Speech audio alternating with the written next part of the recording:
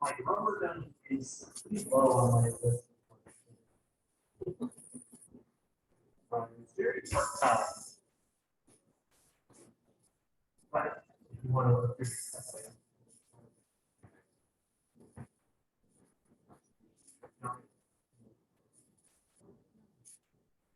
Not that I've heard the concept.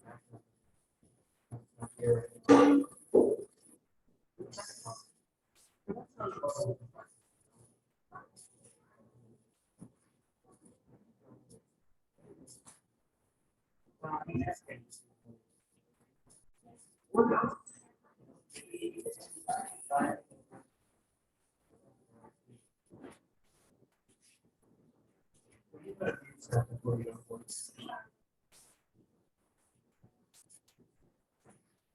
I see.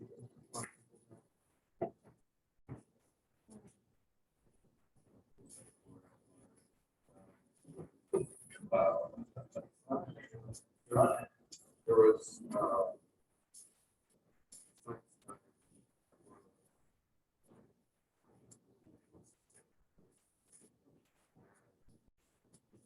part of this. Said it's not it.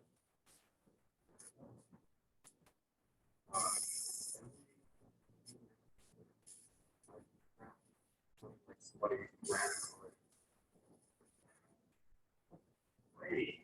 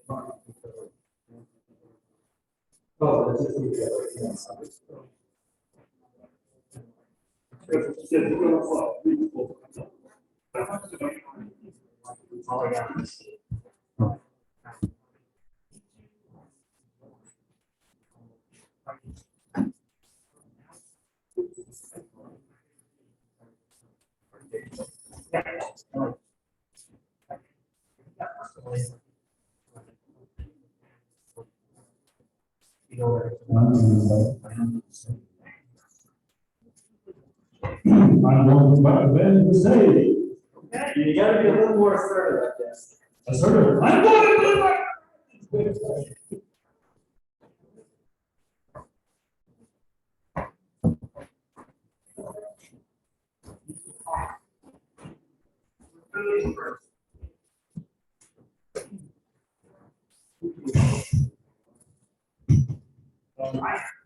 You might not be just like this.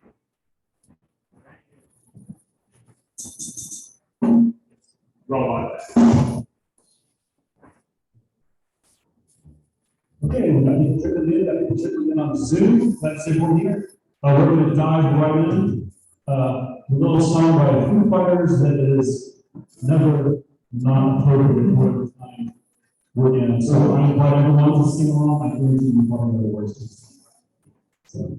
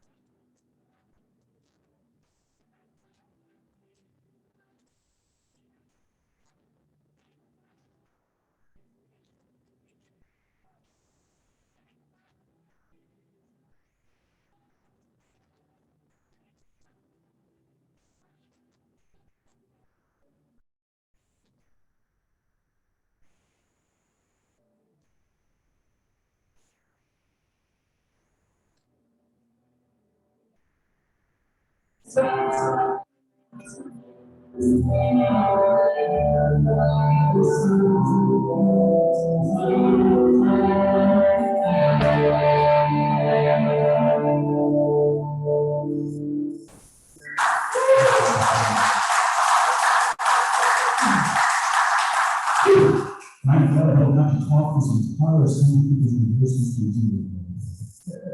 My name is Jerry.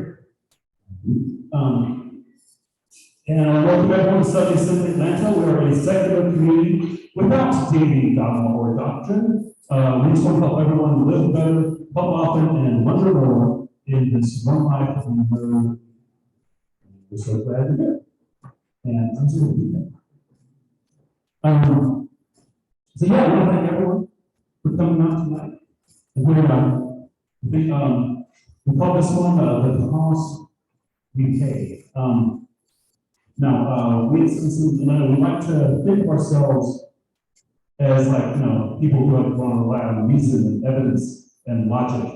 I just got finished reading a fascinating book about two psychologists, Daniel Kahneman and Amy Tversky, who does a lot of work and studies to prove that human beings are not thinkers based on reason, evidence, and logic. We base it on stories, and that can trip us up sometimes when we think we know what a story is, and the logic and evidence points us in a different direction. So, the topic that might challenge a few of the preconceptions we have about what the right and smart and good thing to do is in terms of sustainability and what, what a sustainable future looks like. We've all got a narrative of what that looks like in this that might not actually match up to what the numbers say.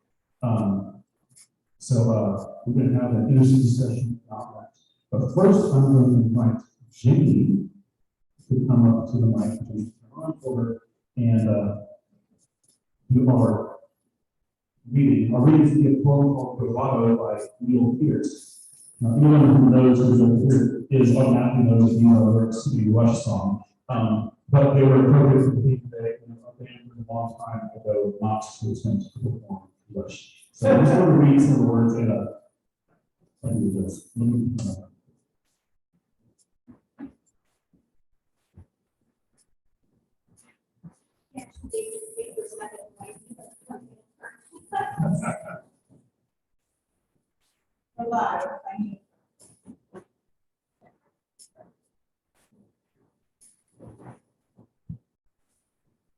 If we burn our wings flying too close to the sun, if the moment of glory is over before it's done, if the dream is won, though everything is lost, we will pay the price, but we will not count the cost.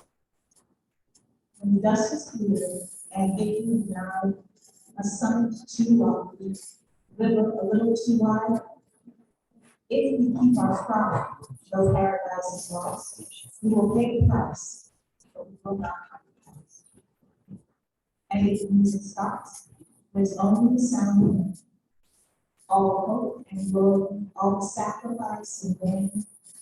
If love remains, though everything is lost, we will pay the price, but we will not count the cost.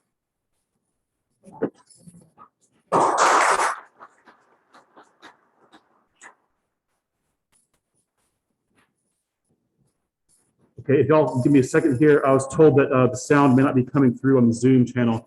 Zoom people, can you hear me? Give me a thumb up or something in the chat to say. How is the sound on Zoom? Well, and I can test by being on the microphone. I see a thumb up from Stephanie. Which is a more realistic test. So this is talking into a microphone, and Linda is being a champ. Yeah, she says yes. We have a couple yeses. Okay, I just wanted to make sure that that was still, okay. Linda is a coffee talk champ. Okay, let me, I'm not sure if there's anything I can do to.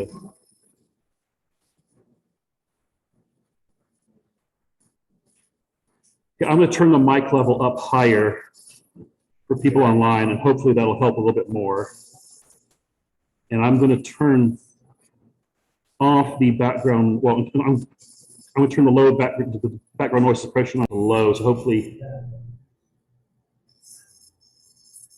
Okay, how is the sound now? Deborah's asking if we get closed captioning. It's not quite our.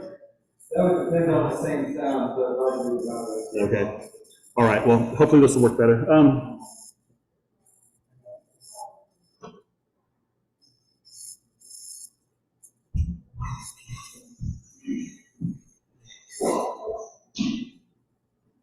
right. Well, our speaker today is going to be Sunday Assembly member Lea Millet, a geologist with the Electric Power Research Institute, and who's been doing in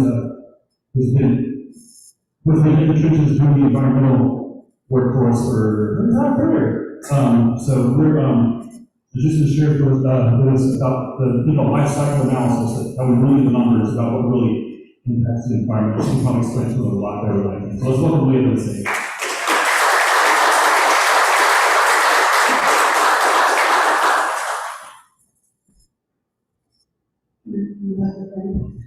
Yes.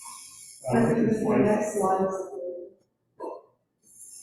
All right, thank you everyone for coming tonight.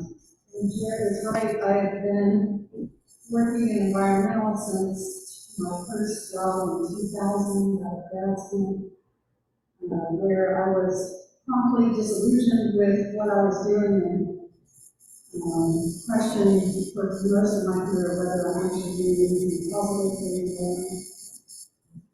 But that's the way the regulations are written, so that's how I do my job. But today we're going to talk about life cycle analysis, which is a way to actually understand the environmental costs of products and services and processes that we use day to day. How many people think paper bags are better? Then what? If you forgot to bring your recyclable bag with you, your recycling bag, your reusable bag with you, you're in the store, you gotta have a bag. Paper or jeans? Plastic. That's right, Jim.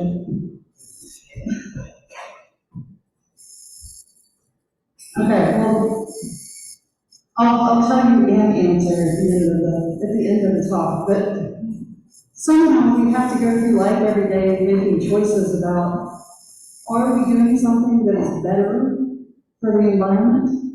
And I'm going to say better in quotation marks because how do we define it better? What does it mean to be better for the environment? At the beginning of its life, at the middle of its life, at the end of its life?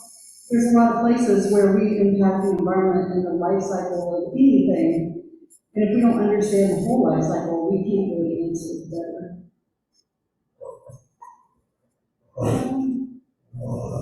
Can you put these in?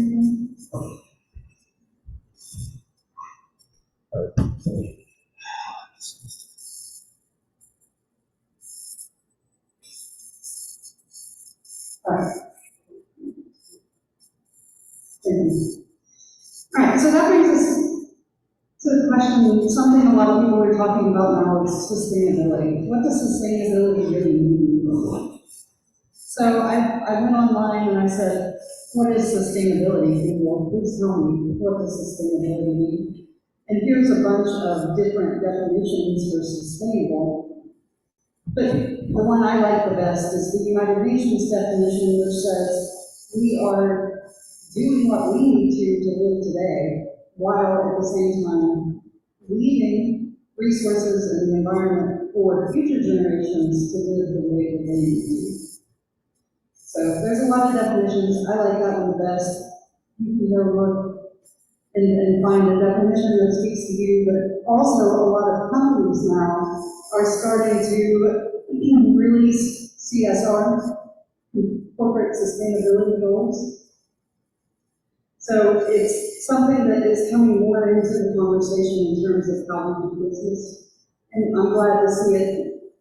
I'm glad to see it come to business because normally they would make financial decisions, right? Business is based on finance.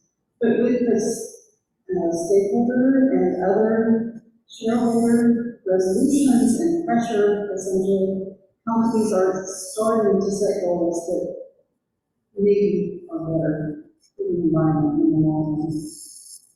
So why should we measure? Well, why do you measure anything? You manage what you measure is the answer to that. So if we don't measure sustainability, we don't have any idea whether we are being sustainable or whether we are in a business as normal situation that has been the status quo for potentially hundreds of years. So we want to measure it to understand what are we really doing. Are we making some assumptions in our calculations that are accurate? Because we can make a lot of assumptions, but if those assumptions aren't accurate, it's a garbage in, garbage out answer. So we really want to make sure that we are going through and measuring not just anything about sustainability, but we are selecting measures that are appropriate with accurate inputs to give us an answer at the end that is meaningful in a way we can take and look for a way to improve what we're doing. So what measures are applicable? I mean, there's a lot out there. Corporate environmental performance, how are our corporations stacking up into the good? Societal performance, how are we as a society impacting the environment? Individual performance, how does each one of you impact the environment every single day? And what decisions are you making? What information are you getting? And what assumptions are you making? And what measures are you putting into effect to understand your impact every day? Supply chain performance, because, we can do things like build a lot of solar panels and deploy those and put the environmental cost of those solar panels and lithium-ion batteries in places like the Democratic Republic of Congo, where child labor is not regulated, where environmental concerns are not regulated, where we put the price of our choices on somebody else. That's a supply chain environmental performance, among other things, equity, justice, there's a lot. And then product environmental performance. Is it better to use a paper bag or is it better to use a plastic bag? So here are the ways that we can measure these things. You can look at an environmental impact assessment. Those are necessary, for instance, if I'm Georgia DOT and I want to build a new highway. Well, the government says I have to do an environmental impact assessment for that. You can do ecological footprint analyses. For infrastructure building, those are NEPA, the National Environmental Policy Act, those are NEPA. You can look at carbon footprint. You can look at water footprint. Life cycle costing, total cost. What is just the total financial cost of this thing that we're trying to do? So there are all these things that we can do, and one of them is a life cycle analysis that we'll talk about today. So what is life cycle analysis? Well, in order to get a product, a process, or a service, we have some kind of virgin resources that we take and we bring them to where we're going to fabricate or manufacture something. Then we package it, we distribute it to consumers. The consumers use it until it reaches its end of life. And then hopefully, part of that goes to be recycled. Usually a lot less than you think and not in a meaningful way, but that's a different conversation. And then we end up with waste that is disposed. So a life cycle analysis looks at every step in this process to understand what is the cost across the entire life cycle of the product, process, or service.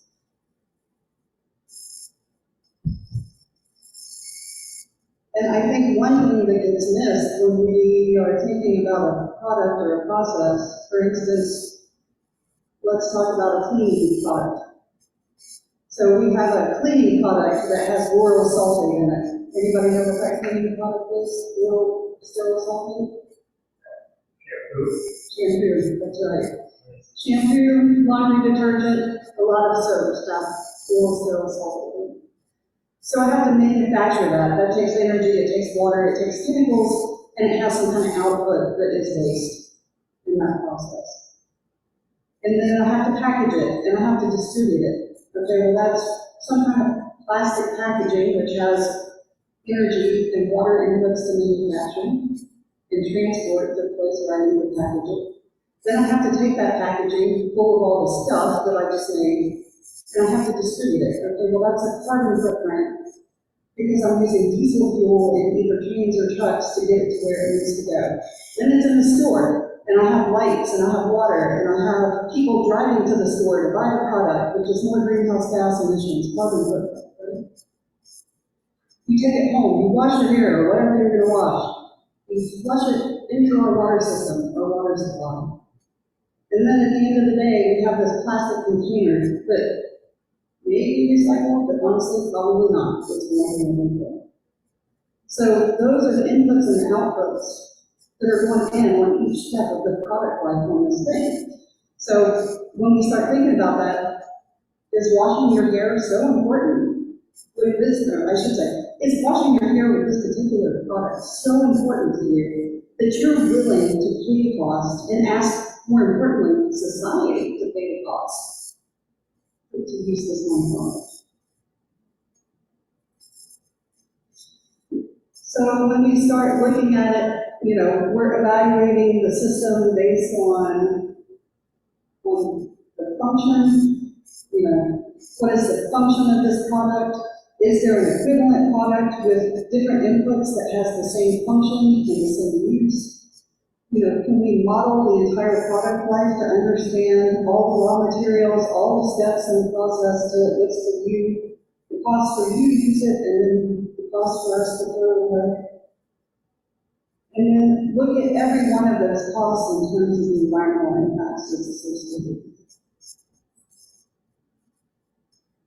So one thing that LCA lets us do is look for what's called, I keep reading this slide. Burden shifting, sorry. That one just flew right out of my mind, but it's burden shifting. So what if I have plain old shampoo that Johnson & Johnson, for instance, has made for 100 years, Johnson & Johnson baby shampoo.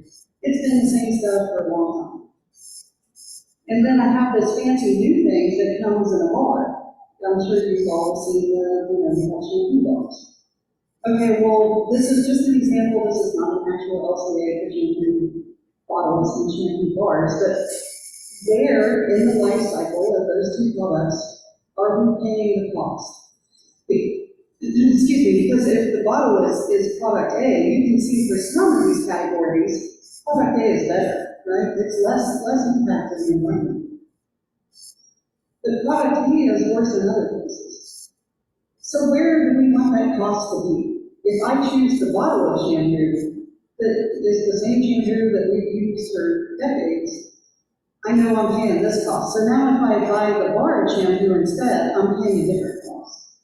So we want to understand, just because the shampoo bar doesn't have a plastic container, does not necessarily mean that it's better.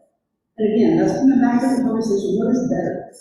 Well, better is nebulous, because you might simply be better here and a lot worse there. So understanding the full life cycle is important, and ultimately, it's a way for us individually and as a society to decide where do we want that burden to show up.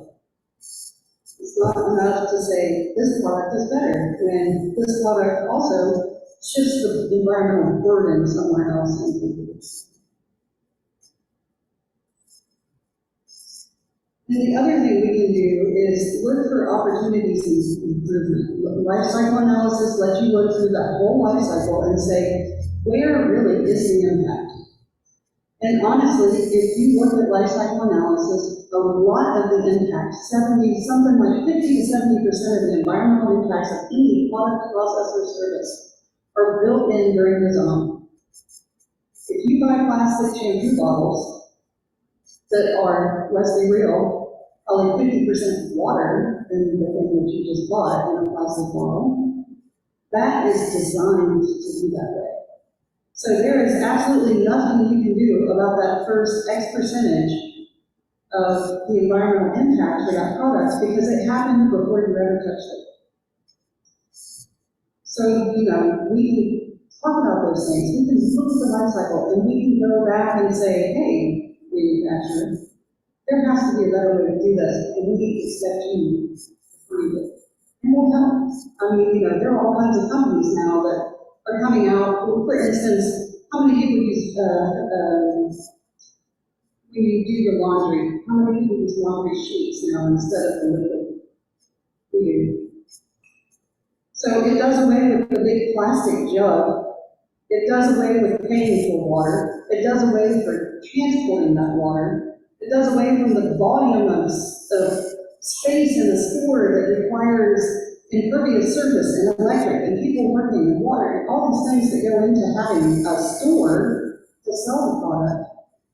But I will tell you, the product that I use at home still has Laurel salt. I have not been able to find a sheet that doesn't already contain Laurel sulfate. So I'm shifting my idea of what is better, but the manufacturers haven't quite gotten there yet to get rid of that Laurel sulfate, to make a better cleaning product in a better form for me to buy and use to reduce my environmental footprint.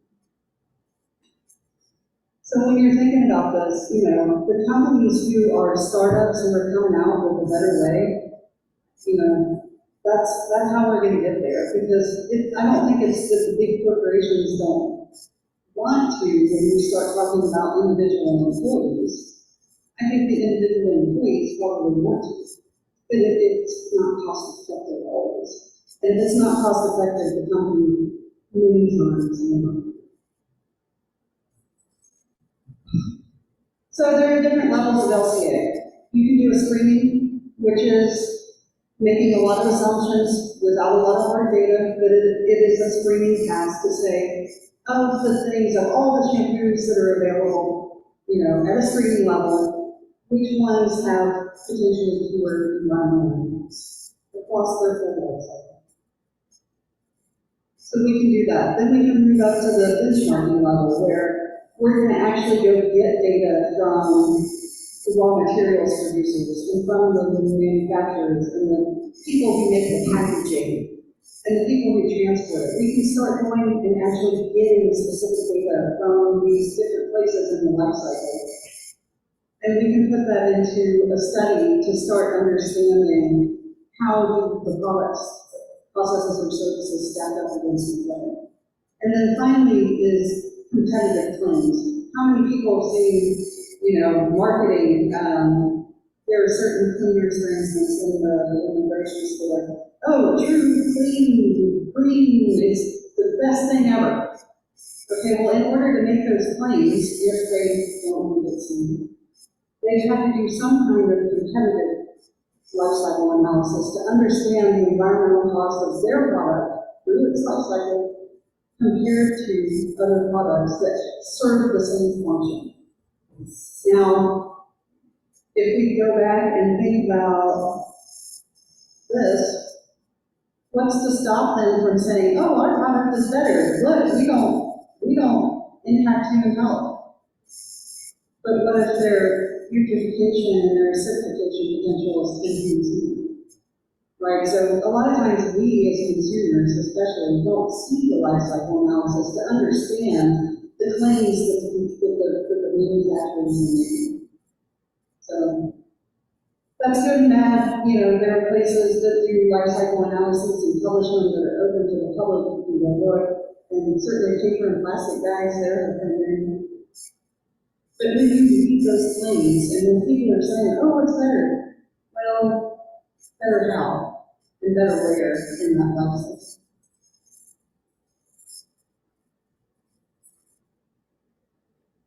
Then, as you might imagine, if you choose to move from screening to benchmarking to competitive analysis, you need more data, which means you need more time and more money to collect those data and to put them in.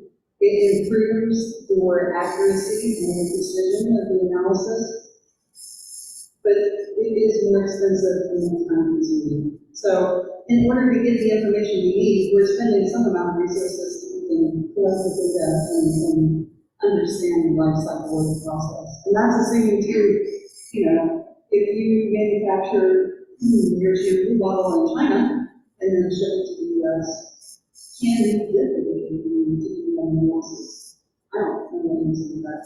So that's a question we should all think about. Who provided the data? Are those data accurate? And can we trust the analysis that was done using this data? So again, like I mentioned, design is what gets us. Because the design is not your choosing. That product is designed and given to you in a certain way.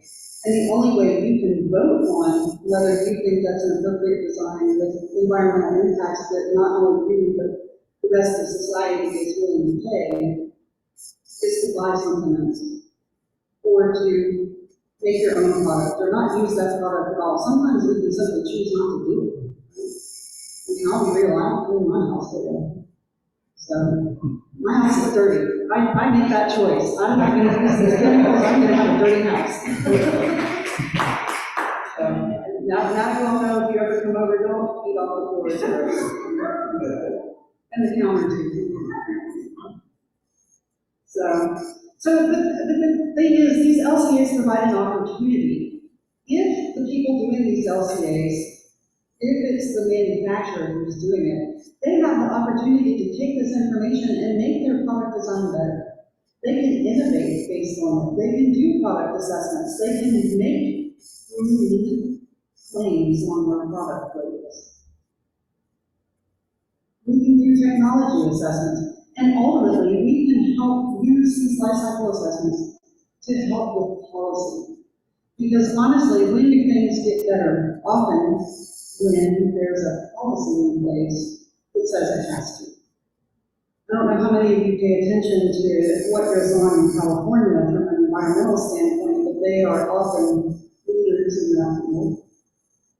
And they have started implementing, for many categories of product, what's called extended producer responsibility. So, producer, you can produce this and you can sell it, and then it is your responsibility at the end of that product's life to take it back and to figure out what to do with it at that point. Instead of putting it on consumers, they say, for certain classes of products, the producer has to take it back. And a very interesting example of that in California is how many people have reported their house in the last, 10 years or so.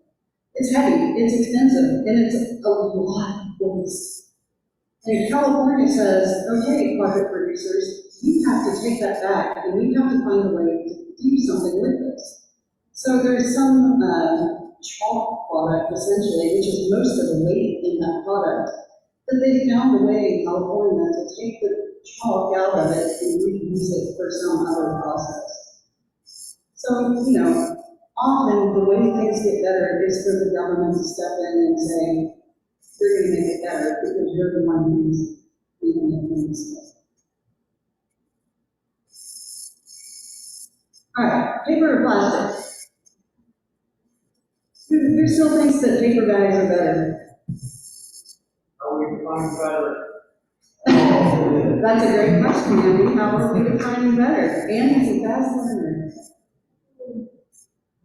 From the beginning of life, through the first use of the product, plastic bags are better because they use less resources, they have less manufacturing cost, less transportation cost, they use less water.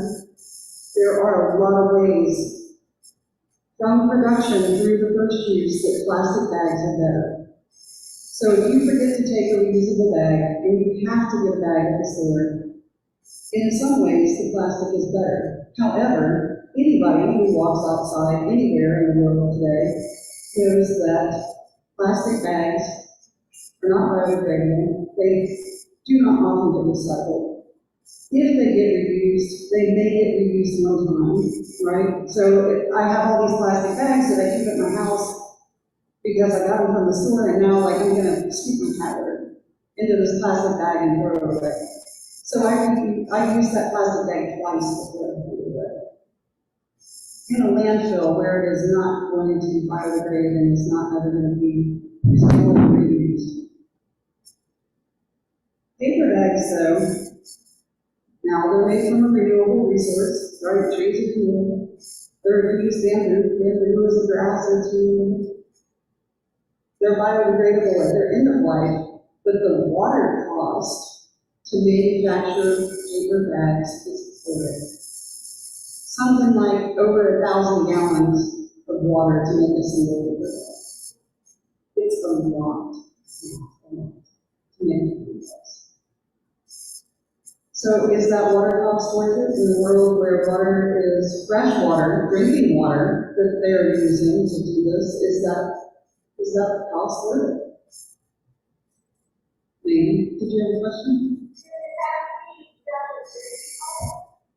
It has to be clean. Well, it has to be some source of fresh water. So if they use wastewater, for instance, if they build their paper bag factory next to a wastewater treatment plant and take that water, they can, but they still have to clean it up to be able to use it. But it has to be clean. It has to be fresh water. It can't be dry or fresh. And also, if you've ever lived anywhere near a paper plant like I did growing up, they stink. There is a lot of odor pollution that comes out of paper processing facilities. I mean, for the whole time I was growing up, if we could smell the meat plant, and meat, I don't even know if they still make paper, but if we could smell the meat plant, we knew it was gonna rain that day, because that meant the wind was coming out of the south. And we lived 30 miles, I kid you not, 30 miles from that. So, you know, there's a lot of pollution that comes off of that, the chemicals that they use to treat the paper, that's a waste too. So, you know, if you really want to say better, my advice is buy a reusable bag made from recycled plastic. And reuse that bag as many times as you absolutely can before you turn it into recycled, into reusable bags. And that takes us, I didn't put this in the slides, but one thing to consider, you know, the conversation about sustainability has finally hit the public conscience, and I'm so happy for that. And sustainability is great, and we need to think about it. But what if we went one step beyond sustainable to circular? What if we stopped living in a linear society, in a linear economy, where we design things that have a defined first life used to be thrown away at the end of life? What if we extend that first life absolutely just as far as we can, and then we design in the second life of that product from the beginning?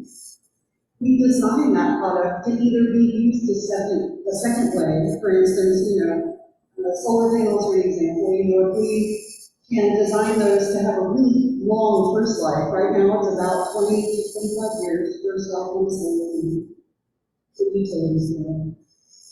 But, you know, those solar panels aren't dead. It's not like it doesn't work anymore in many cases. So can we take those and put it on a hospital as a secondary source of power? Can we send them to developing countries to use in their hospitals for their government buildings? You know, do we have to go away? And if there's some reason that we really can't put it into a second life, can we design that product to be recycled? Because right now, our society in particular, in general, does not do that. We don't design for recycling. So it's getting better. Congress took up the issue of recycling in this country about 18 months ago. We haven't seen any draft legislation come out of it yet, but at least they're talking about it. So, you know, when you start thinking about sustainability, take it that one step further and think about circular economy. Because it doesn't become sustainable until it's circular. So I would challenge each of you to find one place in your life where you can become more sustainable and contribute to a more circular economy. And I don't know, Jared, if this is gonna, people have access to this or whatever, but I put several different life cycle analyses of paper versus plastic versus other types of bags in here. I also put in the ISO standards, I think I put a link to the ISO standards somewhere in here. So if you were interested in life cycle analysis, what is it? How is it done? ISO is the method that most of the world uses. Questions or comments? Yes, we can post these links to the meetup page, and I can share them in the Sunday City Atlanta community Facebook group. Yes. So I 100% agree that policy is the right answer because so many of us just don't have the time and energy to make all these decisions for every item that we buy at the grocery store. That said, I do like to speak with my wallet. I try to whenever I can. And when I think about how could I, most impact the money that I have, well, I have most of my money in my retirement account. I've got a 401k, and I've been trying to determine if ESG funds, which are environmental, social, and governance funds, are actually worth it, or if they're greenwashing. It's kind of opaque as to what sort of standards that they hold these companies to call themselves responsible. Right. Hopefully the online people heard that, but Lewis was saying that he tends to vote with his pocketbook because, like all of us, he has a life to live, and You know, we don't have access to the information that we often need to perform life cycle analysis. So one way we can do that not only is by different products, but through things like our retirement funds. I'm sure you've all seen the headlines about ESG funds, and I will say I don't have an answer. You know, they're like any fund, you're going to have to work with your financial advisor to understand the benefits and potential price versus the cost benefit analysis. But yes, I agree.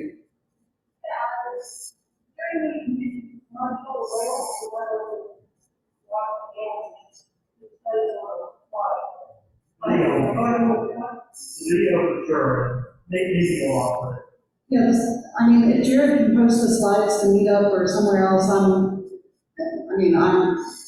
they're not my proprietary information, I looked it up, just like anybody else. I'm not really sure. Jamie?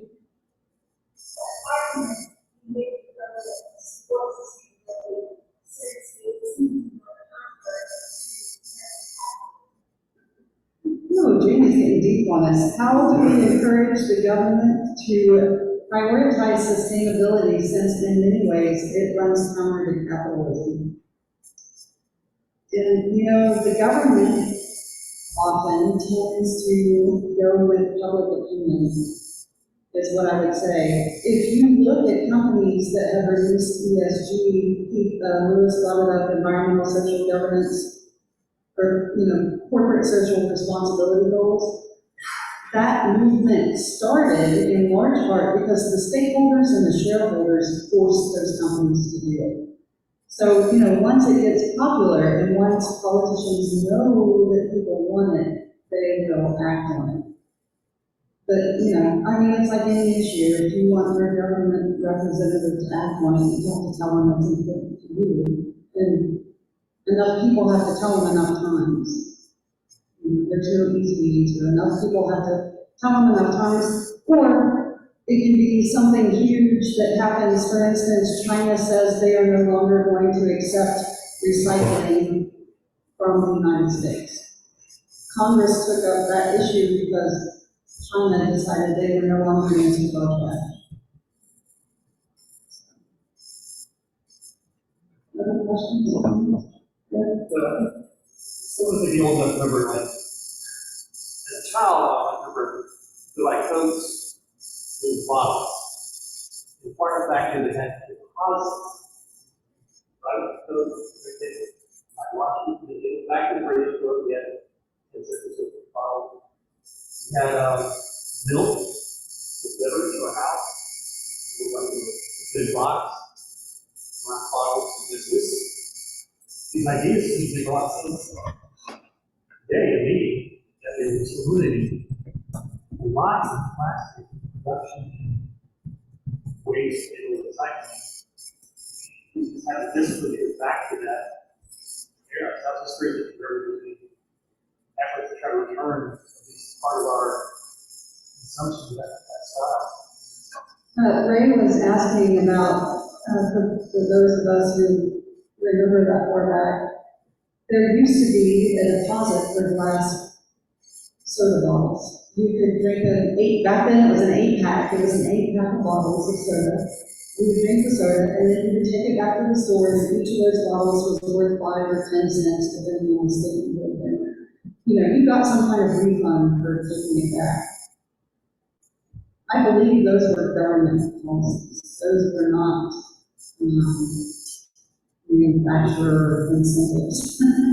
Market driven. Right. So that falls into the category I mentioned, extended producer responsibility. That's a type of extended producer responsibility, and it's a way to incentivize society to do what you want to do. Hey, if you'll bring it back, we'll give you 10 cents for each one of these towards your next purchase of Coke bottles. You know, I remember that my grandma would that's all they want, and we would always take the bottles back. Now, there was a switch when you remember to aluminum cans, which makes some sense because they're lighter, they require less material, they are also recyclable if people take them back. So there can be improvements, but there can still be incentives. And you have to convince enough people to convince the government and to convince the corporations that we are willing to pay a little extra, because it's gonna be a little extra, you're gonna pay extra for now at least, to get a less impactful product, a less environmental. Yeah. No.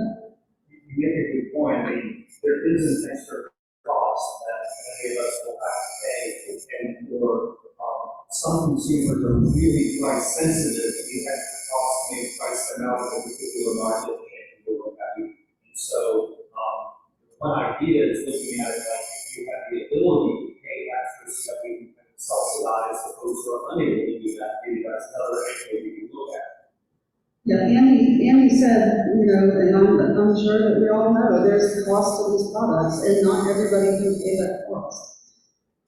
Okay, so that's a huge equity issue in society, that not everybody can afford to do it. But for those of us who are able, can we in effect subsidize those products? And I think we can in two ways. We can subsidize it financially by saying we want these products. And we can go to our representatives and say, hey, we want this. And we will pay more for long enough to make it normal so that it's just part of the normal cost instead of it being special, which is what happens. So in California, recycling is it's not a strong movement, but they do a lot of recycling in deposits on certain cans and beer cans, bottles are standard. But when it came up here, I learned that there is no recycling, there's no bottle deposits, and I also learned through research that Coca-Cola actually lied to not have any deposit on any soy because they feel a lot of things back. They don't want to get the bottles back, and back, hassle is they have to pay for their mistakes. So one of the largest producers is actually lobbying against recycling in the state alone. Yeah, and I'm sorry, what's your name? David brought up the fact that corporations will sometimes do things like lobby state governments to do away with recycling incentives or extended producer responsibility. And I would say that is absolutely true. Extended producer responsibility is a cost. It is a cost to that company to do business, and they do not get anything back from that cost. It's an end-of-life cost. There's no benefit to them, you know. So, yes, companies don't want to do it. They want us to bear that burden because they don't make money off of it, you know. So again, that's where those incentives like recycling, you know, 5 cents to recycle your cans or 10 cents for your bottles, you know, those are government requirements. They're not from the goodness of some corporation's heart. Did I see one more thing?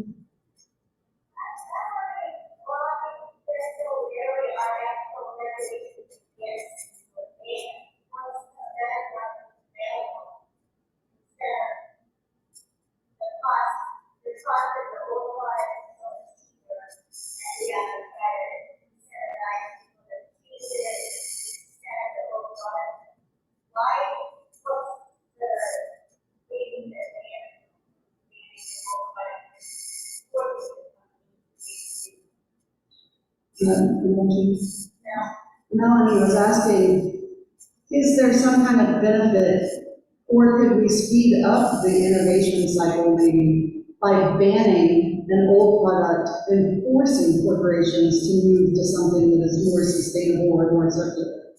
And I mean, that does happen if you think about things like DDT.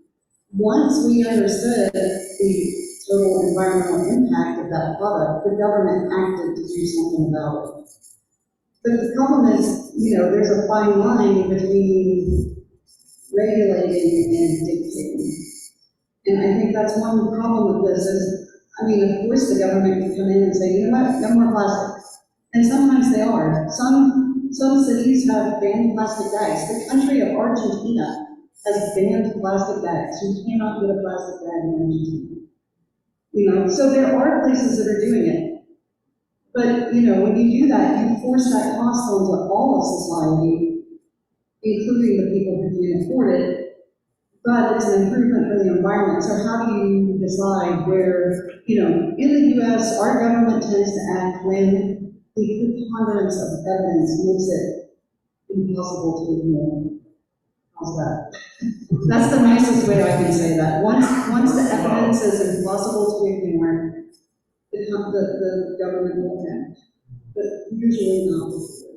Unless we as society say, hey, you know, corporation, hey, government, we absolutely demand that, and we're not gonna buy DDT, and we're gonna stand and picket and make noise and, you know, basically make it so embarrassing for you to keep doing this that you won't have a choice.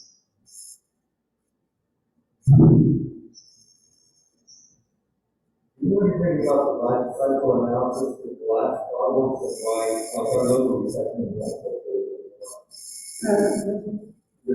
Rich was asking about the recyclability and the life cycle analysis on glass cullet, and that market went up and down for years. There are still places that accept glass cullet for recycling, you know, and especially with all the solar panels coming in, that's a big conversation because, you know, 90% or so of the solar panel is glass. So if we want to recycle that product, we have to find a way to use this glass. But, you know, the only thing that I've been able to find about glass bottles is the cost of recycling it is more than the cost of using virgin resources. That happens a lot, unfortunately. And also, glass in general is not a material that we use very much in society. You know, there's not a lot of glass. And also, you know, if you're recycling glass, there's a lot of issues like if it's green or it's brown or, you know, you can't make clear glass from green glass or brown glass. So then you gotta separate it. It's a big cost, but that material went up and down a lot. And cardboard does the same thing too, actually. The recycling benefit, or, you know, the cost of recycled cardboard goes up and down depending on, I'm sorry, not the cost to recycle it, but the incentive to recycle it goes up and down depending on things like having a worldwide pandemic that would flood the market with cardboard because we didn't leave our houses for 2 years and had everything we wanted to do with cardboard box. That's one example. Other questions? Comment. I'm lucky I've been to Germany many times, and it seems to be way out of us for decades. Surprising with plastic, usually when you buy the soft drinks, plastic bottle, you go back to the grocery store, you see with a robot, it's going to set in a chute, and scan the bottle, and give a receipt. You're going to get that with groceries and get money. Good things like Overfest. You know, the key sign of the form is to get the glass thing. Back out with a €5 deposit. So that you got to pay it. Get there and get that €5 back. There's huge on trying to just eliminate waste from the bottom. Well, Ray was talking about in Germany, the consumer pays the cost, essentially, of the incentive to, well, the government regulated it, right, but the consumer, what they did was shift the incentive from the consumer, you know, from the company to the consumer, essentially, because if I have to pay €5 for a bottle of beer, and then, you know, I don't get my €5 back unless I bring that bottle back, you know, until very recently, the euro was $1.50. It's not €5, but Well, whatever it is, it's expensive, and you're paying it. You're paying that cost, and so that is one way to do it. That is one way to incentivize society to do what we want them to do, the right, you know, the better thing. But then, if you're going to do that, you have to also have a use for that product. For instance, if our government decided that, every time you buy a Coke bottle, you're gonna pay 5 cents or 10 cents, whatever it is, extra dollar extra for a bottle of Coke. So I'm gonna take that bottle back because I want my dollar back, right? But then if it just ends up and it's still going to a landfill, what was the benefit? What was the win? So I think it's important. We need policies, we need incentives, but the incentives have to have some benefit to do. It's not enough to just say, well, we want you to do this, and then not have some outcome at the end that is an improvement over the previous.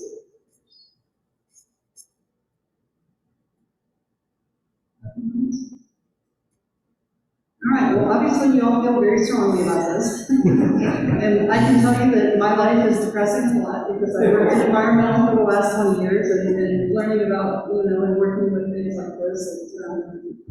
And, I spend all day, every day looking at things like how do we meet the regulations and convince corporations to do just even a little bit better, beyond what's expected. So I hope this encourages everyone to even one change matters. All right.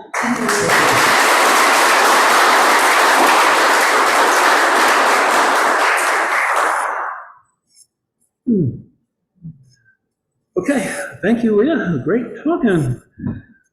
All the questions asked, I know that everyone was really engaged with that. We're going to move on to the icebreaker. I'm going to force you to talk to each other. Those of you on Zoom, I'm going to put you all into one breakout room so you can talk to each other and we don't have it blasted over the speakers here, because that would happen. This is a two-part icebreaker question. We're going to get you into like small groups, so like 4 or 3, and split up so you talk to people you don't know. The question is, what is the first thing you would do if you had $1 million? And then what's the first thing you do if I just gave you $1,000? What's the cost analysis in your head? So why don't you all gather up and talk about that, and I'll set up some breakout rooms, and I'll just call time whenever.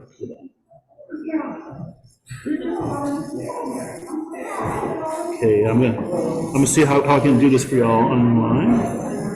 I'm gonna do breakout rooms.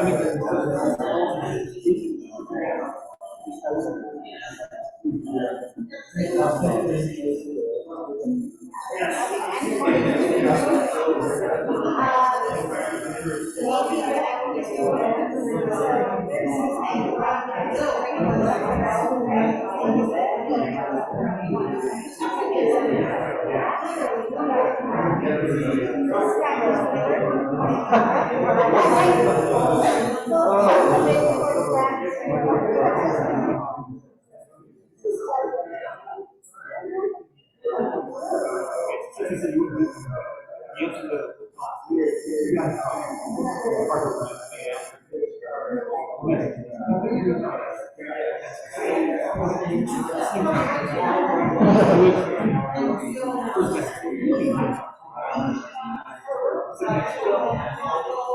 right,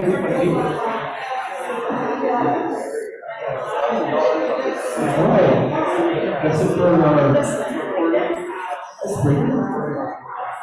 Susan's melted pretty well. And I'm gonna invite Erica up for our next section here. We call the Life Happens.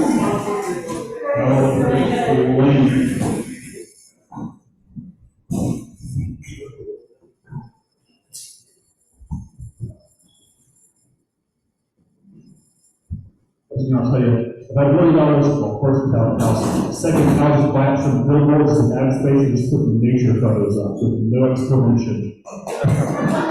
Just to confuse people.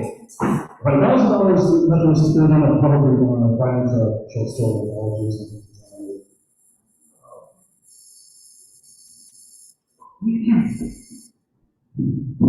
Hi everyone. So I know we have so many people here. So this is our Life Happens segment. We hopefully told you at the table, but good things, bad things, neutral things. This is for anybody who wants to share. We typically clap for good things. We typically snap for bad things. There's, I guess, you do what you like, so that is what we typically do. So our first one is this is James. My joint issue took a new downturn at the worst possible time, but all my friends have been very understanding.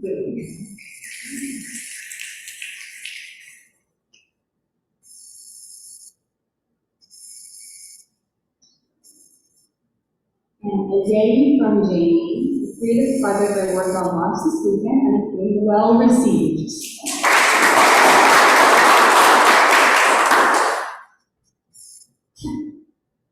Very much looking forward to celebrating our 20th anniversary in Peru next month. Our speaker at the end of the year.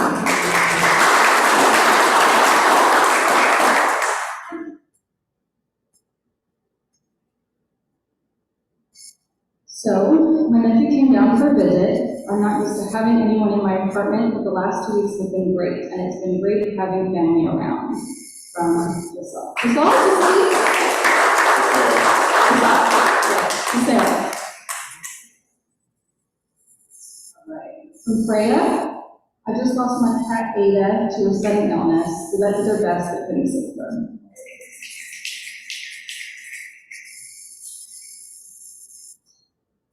Tavares, it's nice not having to be stressed by work, but I'll be glad to have a regular income again, hopefully closing in on something.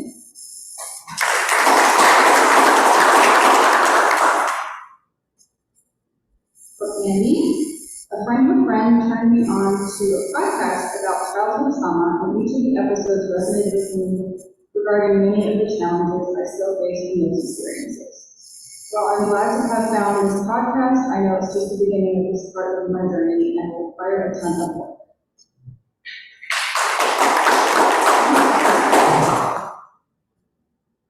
Jared says, this is our 5th live assembly since coming out of hiding. And I finally feel like we're getting our groove back. So glad to see you all here.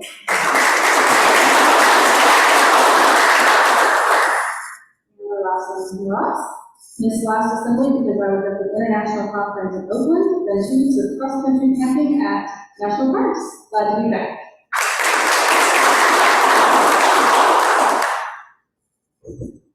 Okay. Thank you, Erica.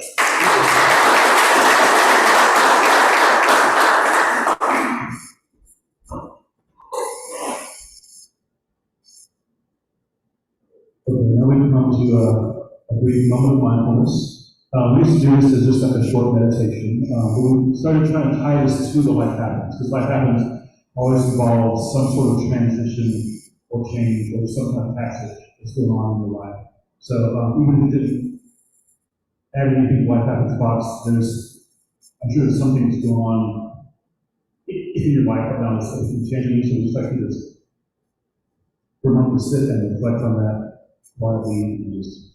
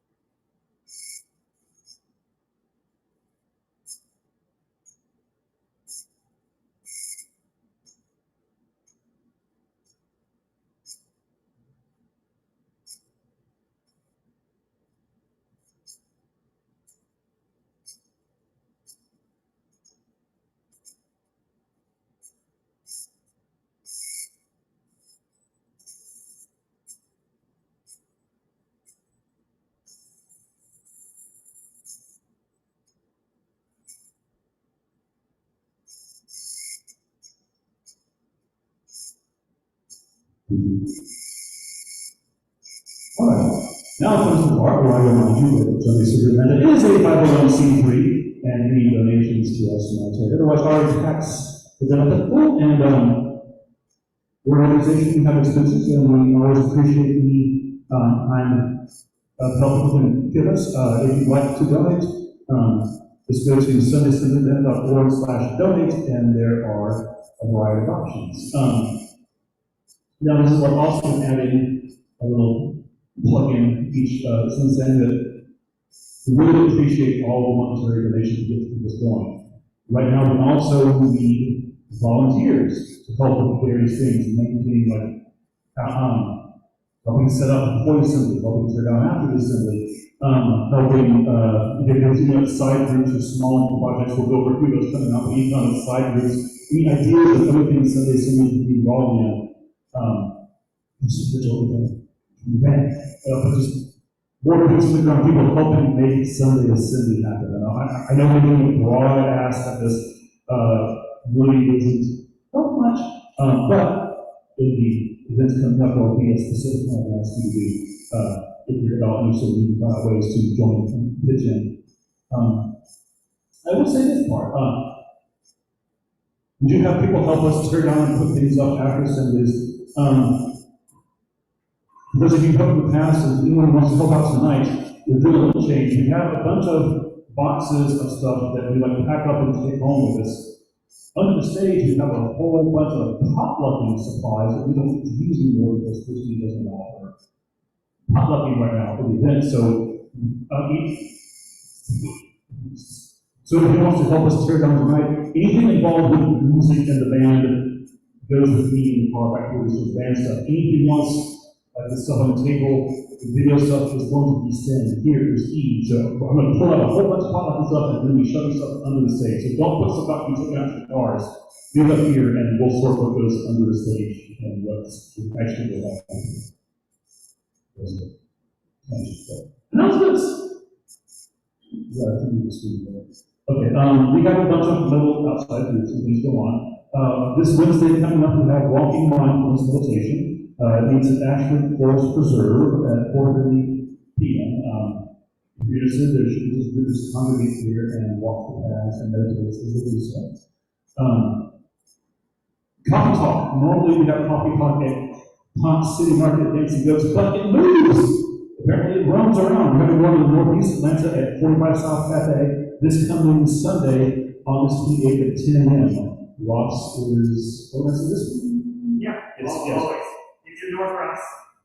Anyone welcome, I'm trying to get under the box. Yeah. And there are other coffee talks scheduled throughout the month, I think. Correct. Yes. The Pine City Market one is always there, the virtual one is always there, and then there's one for us. Okay. So the running one will be in the morning. Are they listed on the Sunday Facebook page? Speed up is the place where you. Yes, all in meetup. That's where I focus. Join the band. Everyone say hi, Trey. The band is now at Trey's house, and a week from today we'll be practicing a new set of songs. Hopefully over there. Now, if anyone is interested in being in the band, join the band, come talk to me.